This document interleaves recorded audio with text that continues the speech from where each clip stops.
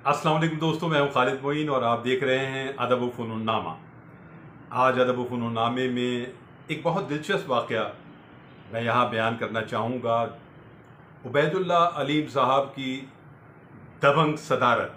जी हाँ, ये जो है वैसे तो उबैदुल्ला अलीम जो हैं वो ख़ुद ही बहुत दबंग आदमी थे और जो लोग उनसे मिले हैं और वो एक ज़माना उनसे मिला जब तक वो हयात रहे, तो तमाम सीनियर भी जूनियर भी और 80 की दिहाई की नस्ल जो है वो बतौर ख़ास उबैदुल्ला अलीम से बेपनाह मोहब्बत और वालिहाना मोहब्बत रखती रही। तावख्ते के साजिशों के बीज बोकर उन्हें अलग नहीं कर दिया गया।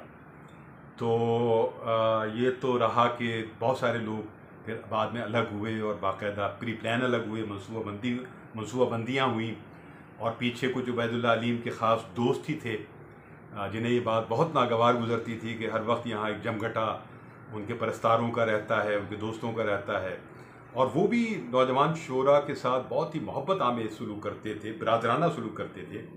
और उनके घर पर जो है वो बहुत सारे लोग तो ऐसे थे जो रहते थे बाकायदा, उनके ड्राइंग रूम में ही सो गए, दिन रात लोग आ रहे हैं।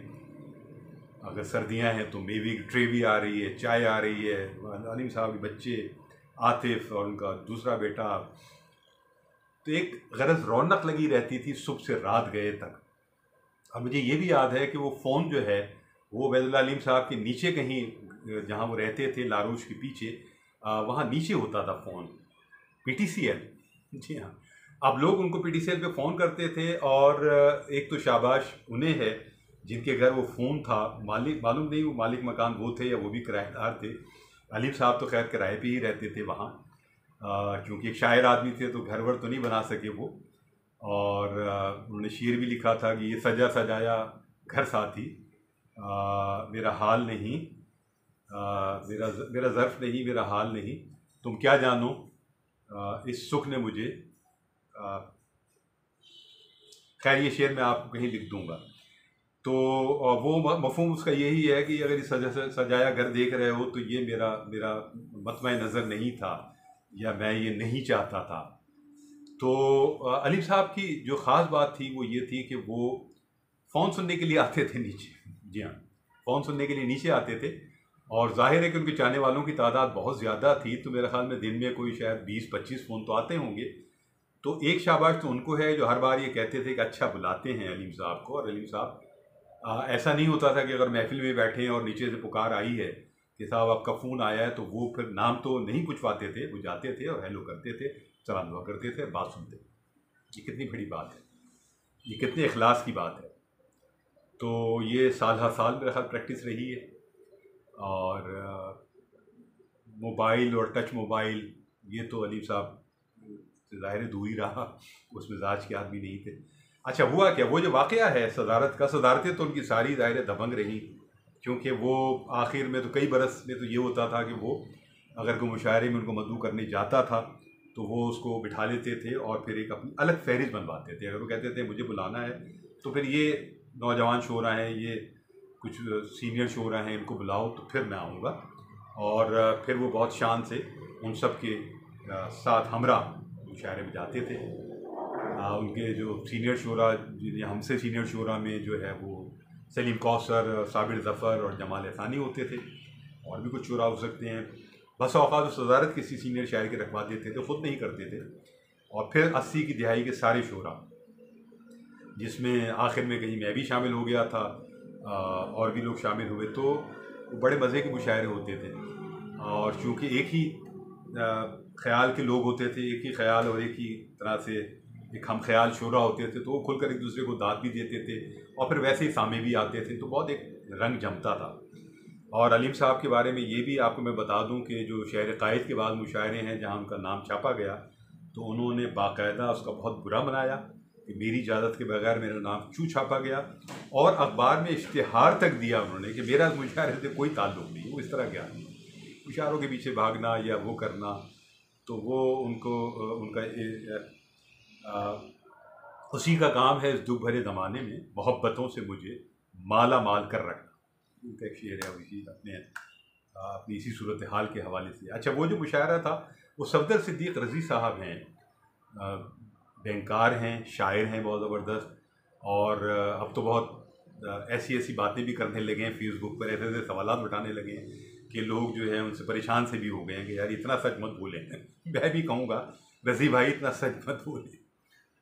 तो सफदर सदीक रज़ी साहब का वहीं फ्लैट था मोती महल के पीछे, और वहाँ उनके यहाँ यानी कई बरस तक जो है वो अदबी नशिस्तें भी बहुत ज़बरदस्त हुई, जिसमें सरवर जावेद साहब तफसीली मज़ामीन पढ़ते थे शोरा पर। वो शायर भी वहाँ मौजूद होते थे, जैसे रज़ी अख्तर शौक़ अगर हैं उन पर मज़मून पढ़ा जा रहा है तो वही मौजूद हैं। और बाकी अहबाब में फिर गुफ्तगू भी होती थी। जो मिर्ज़ा नाली साहब भी आए वहाँ, उन पर मज़मून पढ़ा गया, उन्होंने भी सुना।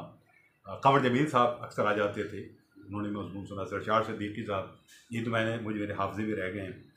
और ये बात है 92, 93, 94, तो बहुत भरपूर ज़माने में मुशायरे हुए, चीज़ें हुई। और उसी दौरान उन्होंने एक मुशायरा कुछ अरसे के बाद नशिस्तों की अपने कार पार्किंग में एक मुशायरा किया उन्होंने। सफदर सिद्दीक रज़ी साहब ने सदारत उबैदुल अलीम साहब की रखी। और उबैदुल अलीम साहब की सदारत का मतलब ये है कि उसमें ज़ाहिर है वो सारे शोरा, जिनमें साबिर ज़फ़र और सलीम कौसर, जमाल अहसानी साहब ग़ालिबन नहीं थे, हसनैन जाफ़री और अहमद नवेद और सब कुछ। सलीम फ़ौज़ पहली बार उस मुशायरे में सलीम कौसर साहब ने उनको मुतारिफ़ कराया, तो वो पहली बार जो है हम सब ने उनकी शायरी सुनी और उनको देखा सलीम फ़ौज़ को। तो जब मुशायरा शुरू हुआ तो सलीम कौसर साहब ने पढ़ लिया मुशायरा, और मुशायरा एक अपने ख़ास रंग और फ़िज़ा में आ गया। तो सलीम कौसर साहब, आपको मालूम है कि मुशायरा शायर बहुत कमाल के हैं ज़ाहिर है, और हम उनकी सेहतयाबी के लिए भी दुआ गो हैं।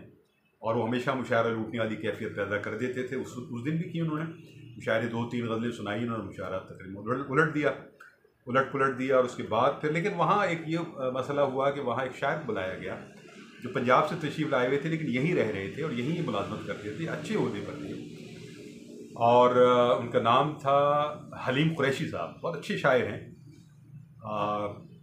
लेकिन ये हुआ उस दिन, और अलीम साहब के दोस्तों में भी शामिल हैं। और उस दिन ये हुआ कि वो चंद लोगों ने वहाँ कुछ आवाज़ें लगानी शुरू कर दी, क्योंकि हलीम कुरैशी साहब से लोग उस तरह वाकिफ़ नहीं थे कि किस दर्जे के शायर हैं, किस तरह के शायर हैं, क्या मामला हैं। तो सलीम कौसर के बाद पढ़ना, उनको पढ़वाना बहुत से नौजवानों को जो है वो नागवार गुजरा। उन्होंने बाकायदा एहतजाज किया, आवाज़ें लगाई, जिस पर अलीम साहब ने बहरहाल खामोशी इख्तियार की। और हलीम कुरैशी साहब आ गए मुशायरा पढ़ने के लिए वहाँ जहाँ मुकाम था मुशायर के बैठने का। लेकिन उन्होंने शायद आते ही कुछ इस तरह की बात की जिससे ये महसूस हुआ कि उन्होंने डांटा एक तरह से कि भाई मुझे भी सुनो, मैं भी शायर हूँ और सुनने के बाद फैसला करूँ। इस तरह की बात की जो उन्होंने अपने तौर पर सही की।